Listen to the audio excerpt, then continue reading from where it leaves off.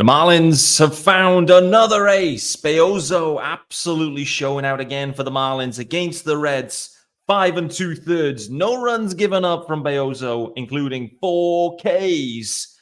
Also, the Marlins also now have a new closer. Calvin Faucher is your new stud closer for the Marlins. New look Marlins, but they are still just about winning games, going for a series split against the Cincinnati Reds. Tons to get into. This is Locked on Marlins.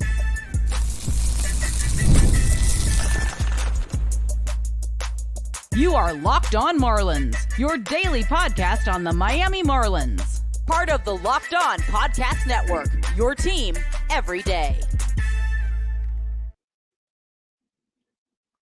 Greetings from England and welcome to Locked on Marlins, your daily Marlins pods. I'm your host, Peter Pratt. Hit me up at Miami Marlins_UK. If you're listening to the pod, firstly, hello, greetings, and welcome to Thursday's episode. Secondly, make sure you hit subscribe. This is your team every day. It's part of the Locked On Podcast Network. Thanks for making Locked on Marlins your first listen of the day. There is also a YouTube channel. Hit subscribe over on the YouTube channel. Join me in the comments. Let me know your thoughts, particularly on Bellozo.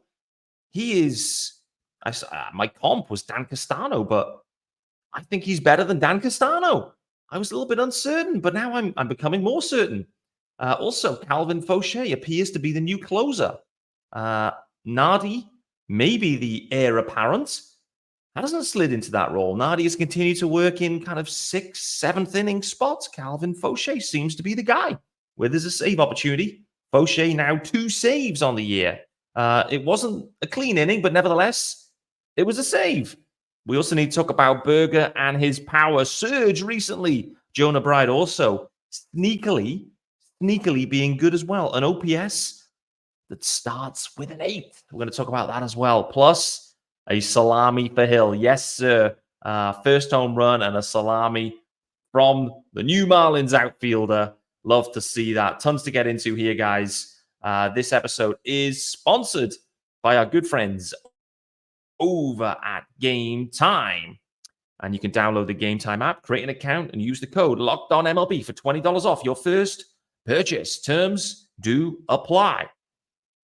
So, guys, Thursday's episode, this is coming at you just before Game 4 starts. So the Marlins still have a chance to split the series and continue this run, this streak, that they are undefeated in series since the All-Star break, which is stunning, to be honest with you. I don't think if you asked anyone, casuals, even Marlins fans alone, you think, of the Marlins, when did they last lose a series? You'd be like, probably last week. I mean, they're terrible, right? But somehow the Marlins post All-Star break, they came out hot. They've had a tough schedule as well. They've played, every team they're playing is in the hunt right now. So they, it hasn't been soft schedules, no kind of stat padding like the Phillies earlier in the year. No, none of that. They're playing tough teams. But the roster is obviously heavily depleted, either because of IL issues with the rotation, or, of course, because they've traded everyone that's, relatively near arbitration or was good. So the Marlins right now are cobbled together with waiver claims and Xavier Edwards, Jake Berger, and Jesus Sanchez. From a rotation perspective, it's cobbled together in a sense. But Eddie Cabrera and Max Meyer, they're definitely names that, organizationally, we expect to be in the mix and part of the conversation to be in the rotation, clearly. Interested to see what the future holds for them headed into next year and whether they, who's around, I guess, that will probably dictate that. But yeah, you look at this team right now, and I've said this many times in this podcast recently, the season's cooked. They're not good generally, but they're managing to scrape and find wins. And considering they've been completely blasted by the Reds in this series, like completely handled, Ellie De La Cruz has just completely destroyed everyone under the sun. For the Marlins to then put up a 5 spot in the first inning yesterday, get that 5-0 lead going and end up inevitably taking the win, 6-4, the win. There's a little bit of a wobble in the 7th inning with Declan Cronin and Andrew Nardi having some struggles together. But for the Marlins to get the win, encouraging. Gives them a chance to split the series. Kyle Tyler, I believe, going this evening. So, he's been pretty efficient too. And I think that's the fun, the thing is for the Marlins here, you've got guys like Bellozo that have stepped up. Bellozo, for the Jacob Amaya trade. So effectively, Amaya as well, by the way, was on waivers at this point. So to get Bellozo back and then to get, through 4 starts, a 3.05 ERA is phenomenal. The thing that stands out to me about Bellozo as well, which is, I think, why fans will be drawn to him, is he just lives and breathes it. Where there's, a big spot and he produces and maybe gets out of trouble or whatever it might be, just the raw emotion on show from Bellozo. And I love that. I'm all for that. From a pitching perspective, I don't think we see enough of that in the game, where particularly from starters, it feels like the starters are kind of everyone's pre-programmed to just be like a robot and just hey, strike out and just, circle around the mound and give off nothing. A little bit like the old days of the hitters. Hit a home run, don't celebrate, just trot around, no emotion. I have no idea why. And I have no idea why those unwritten rules were there, that you couldn't celebrate, a big moment in a game. It's very weird and very strange to me. But Bellozo, he doesn't care about those rules. He's out there living and breathing and celebrating, no doubt about it, which is great to see. And speaking of, I guess celebrating, what a way to get the Marlins career going. Obviously a waiver claim, but Derek Hill, who effectively is a bearded version of Dane Myers. But to get him going with the Marlins here, he's bounced around a little bit. But we did say on the pod that Derek Hill's had a good year this year. In the limited opportunities had, it's been good. And to then drop a salami for his first Marlins career home run was obviously a really great moment for him, clearly. So listen, this is the funny thing for the Marlins now. They create opportunities for guys that have maybe been squeezed off rosters elsewhere. And you just kind of cycle through these waiver guys just to see, have a closer look. Have a closer look at someone like Derek Hill, because the Marlins next year are most likely to, be carrying a few waiver type guys on the roster. It's not, they're not going to be promoting all the prospects immediately. So, Bellozo, I think, is putting his best foot forward now as well. He's the perfect guy to have just in AAA for next year, to be honest with you. Maybe he makes the rotation. I don't know. But these kind of guys, a bit like the Dan Castanos, in some ways, a little bit like, I don't know, the Nick Neiderts a few years ago, where they're in AAA and they're there when you need them. And what we've seen in baseball generally, and with the Marlins very acutely this year, is you're going to need them. You're going to need these guys because, the injuries, they pile up. We don't know what the future holds for the rotation, but Bellozo looks like a real nice piece. And for me, he could turn into a little bit of a fan favorite, which again, considering it's from the Jacob Amaya trade, as a waived guy, a DFA guy, is mighty impressive. What's also been mighty impressive has been Jake Burger's recent power surge. So let's cover that in a sec, because Jake Burger, I'm interested to think whether Jake Burger had any calls. There were any calls about Jake Burger in and around the deadline. One of the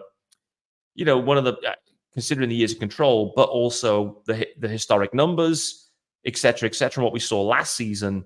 I was interested to see whether the Marlins would have got any kind of buzz on Burger. But before we do that and dig into his power surge, let's let you know about our good friends over at Gametime. Yes, sir. And guys, you know this app, and it is the authorized ticket marketplace of Major League Baseball, which makes getting tickets faster and easier. Prices on the Gametime app actually go down the closer it gets to first pitch. And with killer last-minute deals, all-in prices, views from your seat, and their lowest price guarantee, Gametime takes the guesswork out of buying MLB tickets. The main thing for me is the all-in pricing. You can toggle this feature on, and it shows your totals up front. No surprise fees at checkout. Hate them. Can't stand that. Find something in your basket, get a checkout. Different pricing, inflated. Fees for this, fees for that. No. I don't want to see that. It puts me off. All in pricing from Gametime. You've also got panoramic views from your seat in the app before you buy. So you know what you're going to get. You know the view you're going to have. And they've also, everything's backed up by their lowest price guarantee. So they will credit you 110% of the difference if you find the same seats in the same row for less. Guys, download the Gametime app, create an account, and use the code LOCKEDONMLB for $20 off your first purchase. Terms apply. Again, create an account and redeem the code LOCKEDONMLB for $20 off. Take the guesswork out of buying MLB tickets with Gametime. Last minute tickets, lowest price, guaranteed.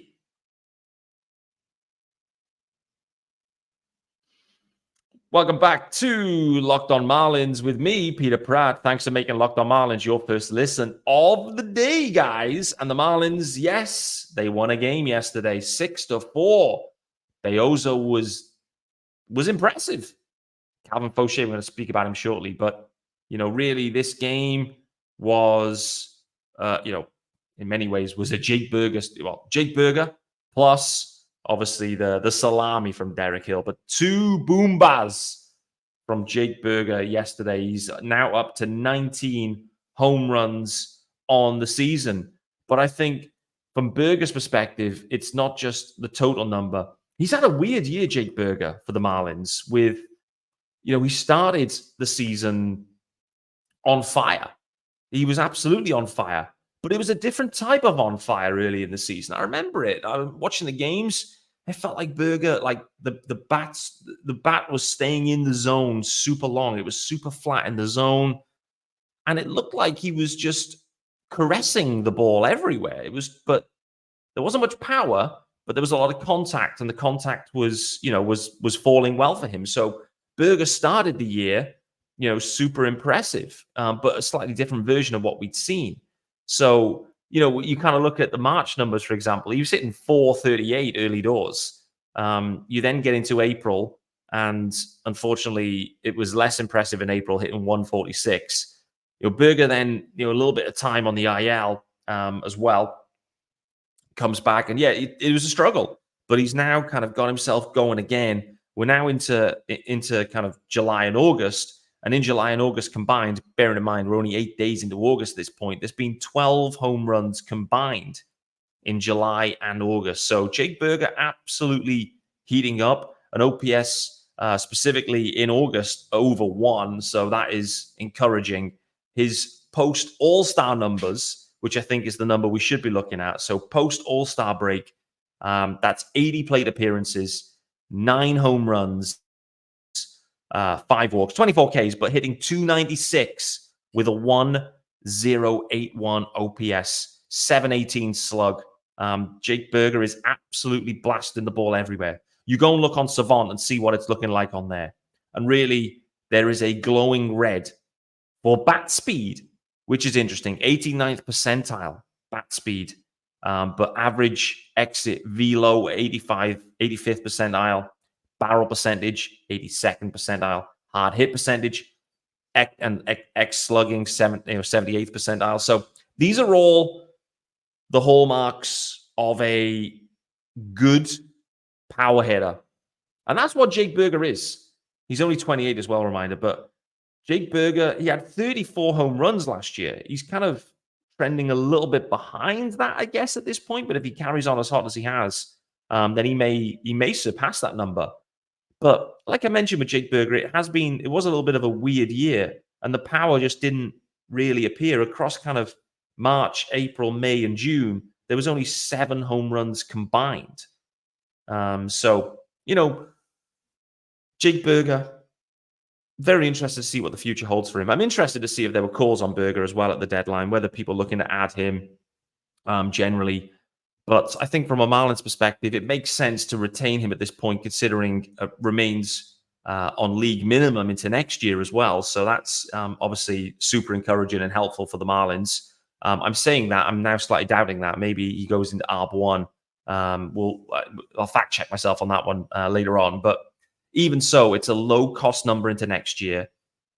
Very interested to see what positional situation Jake Burger ends up in as well, because he's obviously, last year when he joined and was traded for, it was at third base. They moved Segura, they got in Berger, and he was playing third base, maybe DH'd once every week or something. But this year it's been moved around the diamond quite a bit. Third base, first base, and DHing. Yesterday he was DHing 2 home runs, so happy days. So I'm very interested to see what the future holds for Berger defensively and how the Marlins play things in general. It feels to me, the way Skip Schumacher is speaking, is that he sees Berger, as probably more of a first base profile. And I think considering some of the guys the Marlins have traded for recently, I know Davison De Los Santos has played quite a bit of third base, potentially can play there. He's potentially big league ready as well, considering what he's doing at AAA. So let's see what happens there. But also, they've obviously got Connor Norby that's taken some reps at third base. So there's a few options the Marlins have there at third base. I'm very interested to see the way they kind of generally address that position. It feels like they've been thinking about third base for years. Originally, obviously, Brian Anderson was going to be the third baseman of the future. And defensively, I don't think that ever was going to be questioned. But injuries kind of caught up with Brian Anderson, it felt like. And obviously, the Marlins moved on from him. And, probably rightly so on that one. So even so, great to see Jake Berger, post All-Star break, finding his groove. And I think that's kind of when you look at the Marlins and think, how are they winning games? Really, you look at it and you think, Xavier Edwards has been playing out of his mind. Jake Berger is kicked on. And they're the catalyst. And then everyone else is kind of chipping in around that. Jonah Bride also being another one. When I look at Jonah Bride right now, I'm stunned. It's kind of sneakily kind of under the radar for Bride, but his OPS is over 800. It's an 803 OPS for Bride. He's hitting 273 as well. So, he's another little sneaky one where the opportunity has presented itself for him. And, particularly since the All-Star break again, he's taken full advantage of that. You look at the Savant page and hard hit percentage is okay. Squares it up, doesn't whiff a ton, walks a decent amount, but everything else is relatively below par. But again, the kind of post All-Star break numbers, he's hitting 300 since the All-Star break with a 979 OPS. And so, he's been a legit performer as well. Super surprising that you're getting that level of production out of Bride. Berger's stepped up. Xavier Edwards has stepped up. And Jesus Sanchez continues to kind of, his year has been a similar year. But that's your kind of 1, 2, 3 of like Edwards, Berger, Bride, and then Jesus Sanchez cleanup yesterday. That's the top of the order, it seems. And then you kind of mix and match down the bottom half. So let's carry on the conversation. I want to talk about the bullpen and how that's shaking up. But before we do that, let's let you know about our good friends over at SupplyHouse. Yes, sir. And guys, you can get supplies from the site that's made for the skilled trade, SupplyHouse.com. SupplyHouse.com is the reliable way to order plumbing, HVAC, and electrical products online. Their easy-to-use website is packed with helpful resources and the latest product info to help you get the job done right. Shop a complete inventory of over 200,000 parts from over 400 top brands and get your order delivered right to your door with fast shipping from coast to coast. Need help with an order? No problem. Get expert support and industry-leading service from the friendliest folks in the business and talk to a real person every single time. Pros in the skilled trades can get a competitive edge by joining SupplyHouse.com's free Trade Master program. Every Trade Master gets access to a dedicated phone line, free shipping, and discounts on every single order. Join the thousands of trade pros already benefiting from their free membership at SupplyHouse.com/TM and order plumbing, HVAC, and electrical supplies from anywhere with just a few clicks at SupplyHouse.com.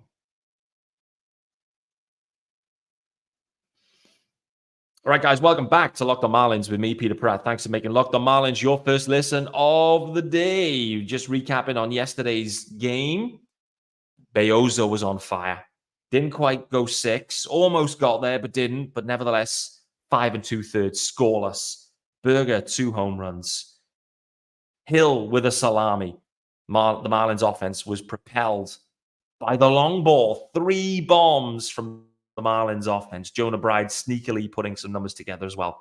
But Calvin Faucher has stepped into this closer role, it seems. has been getting the opportunities. I'm a little bit surprised that it wasn't Andrew Nardi. My sense was that Nardi would kind of like be the heir to the throne in some ways here. But yeah, we haven't seen that. We've seen, Nardi, Cronin actually kind of like handling those middle innings again. And then the opportunities are going to Calvin Faucher. It's very interesting around Faucher. I think the one thing that when we think about the bullpen and who remained after the deadline, and Craig Mish talked about this, I think with the Fish on First guys, if I recall correctly. Maybe it was on a Spaces. I lose track. But it was talked about around, why not Cronin? Why wasn't Cronin moved? Why not Faucher? Et cetera, et cetera. And I think what Craig called out, which I thought was a really great call out, was the fact that the Marlins did so much and they had to piece it together that they probably just ran out of time to move these other guys. Like they probably had teams that were interested, but they just didn't have enough resource time to kind of execute everything. They did what they could in the allotted amount of time. Because you look at Cronin, and there was a lot of buzz around him to think, can he go to a contender? Could the Marlins sell high? I mean, yes, they absolutely should. And what about the same for Faucher? Yes, absolutely they should. What about the same maybe for Anthony Bender, who's definitely been on a good run as well recently? All of these guys, I think, could have delivered value to any other bullpens or other bullpens around. Probably they just ran out of time. It was just like, you can only have so many phone calls and so many conversations and so many kind of like in-depth conversations regarding prospect returns, et cetera, et cetera. So I think Bendix did what he could in the allocated time. Another interesting wrinkle from today, Jazz Chisholm Jr., he's obviously been on fire with the Yankees, playing every day at third base, brand new position for him. He's settled in perfectly well there. I'm sure there'll be a few little errors, that'll creep into his game. It's just going to be the nature of the beast, and they'll be highlighted, no doubt about it. But unfortunately for Jazz yesterday, a doubleheader in New York. That wasn't why it was unfortunate, but the production, it wasn't the day he was looking for. I think it was a 1-for-8 day, 6 Ks for Jazz. So not optimal across the doubleheader at all. The Yankees splitting them on the day. But nevertheless, Jazz, as he does, took, I think, to Instagram, took to Twitter, calling out, not the day he was looking for. I love to see that from Jazz, to be honest with you, engaging with fans, just having fun with it. Clearly, it wasn't the day he wanted. But from a trade return perspective, it's fair to say that it was an interesting day yesterday for the Marlins return from the Jazz Chisholm Jr. trade. Agustin Ramirez, I mean, he was hitting everything as hard as almost humanly possible yesterday. And that included a home run, included a double, included a single, but the exit velos were insane. I have some reservations over this guy. A few reservations, both offensively and defensively. But those reservations are not really, I'm not a scout. I've not even really seen any at bats. So those reservations are poorly formed. I'm not afraid to admit it. But see that level of production, let's say, yesterday was certainly great to see. But also, I'm starting to get the more I see, the more clips I see, the more production we see. But Jared Cerner, to me, I'm extremely intrigued by this guy. Extremely intrigued. And he could well be, in a deadline of quantity, he could well be the highest quality guy they get back. And people are talking about De Los Santos. Makes sense because he's hitting home runs for fun. People are talking about Agustin Ramirez because they believe that he was the highest ranked prospect moved, et cetera, et cetera. I get it. But Jared Cerner and that level of production has been ultra impressive. And he looks like he makes contact. He looks like he makes hard contact. And frankly, when I'm watching his swing, I'm just seeing Jose Altuve. And if there's anything similar to Jose Altuve that the Marlins have got back, irrespective of what happens with Agustin Ramirez, and he'll be given an opportunity. And so we're gonna work it out pretty quick-ish. with Ramirez. So listen, if the Marlins get Jose Altuve and a serviceable power catcher for Jazz, I mean, I gave it, my trade grade was like an F at the point. Let's see. Maybe Pete Pratt was wrong. When does that ever happen?